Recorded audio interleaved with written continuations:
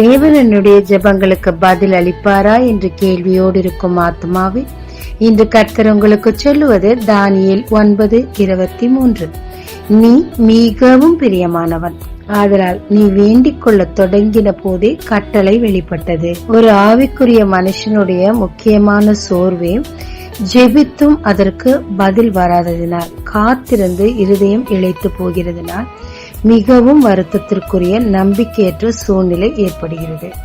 இங்கு தேவன் சொல்லுகிறார், நீ ஜெபிச்ச அப்புறம் இல்ல, நீ ஜெபிக்கணும்னு முழங்கால் படியிட்ட போதே என்னிடத்திலிருந்து பதில் புறப்பட்டு வந்து விட்டது அப்படின்னு சொல்றாரு. இதற்கு காரணம், நீ எனக்கு மிக மிக பிரியமானவன் சொல்றாரு. தானியேல் தேவனுக்கு எதினால் பிரியமானவராய் இருந்தார்?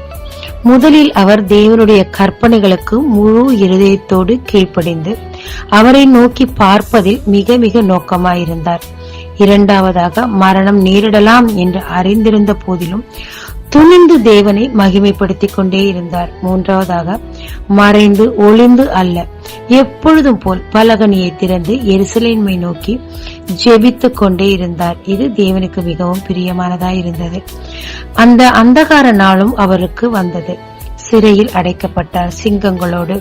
அப்பொழுதும் தேவனுக்கு விரோதமாக முறுமுறுக்கவில்லை, சத்துருக்களை எதிர்த்து நிற்கவும் இல்லை, அமைதியை காத்தார். நம்முடைய நம்பிக்கை அமைதியை கொண்டு வருங்க. அவருடைய நம்பிக்கை அமைதியாய் தேவனுக்காக காத்திருந்தார்.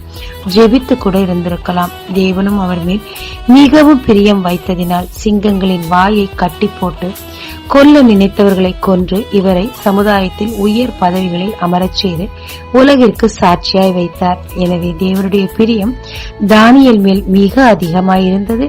ஏனால் தானியேலுக்கு தேவன் மேல் பிரியம் அதிகமாயிருந்தபடியினால் எப்பொழுதும் தேவனை கனப்படுத்த அவர் தவறியதே இல்லை. ஜெபிக்கலாமாங்க.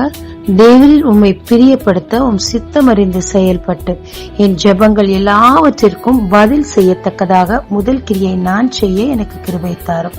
இயேசு மூலம் பிதாவே, ஆமென். இயேசு கிறிஸ்துவின் நாமத்தில் இந்த நாளில் உங்களை ஆசீர்வதிக்கும் ஜீசஸ் விஷன்.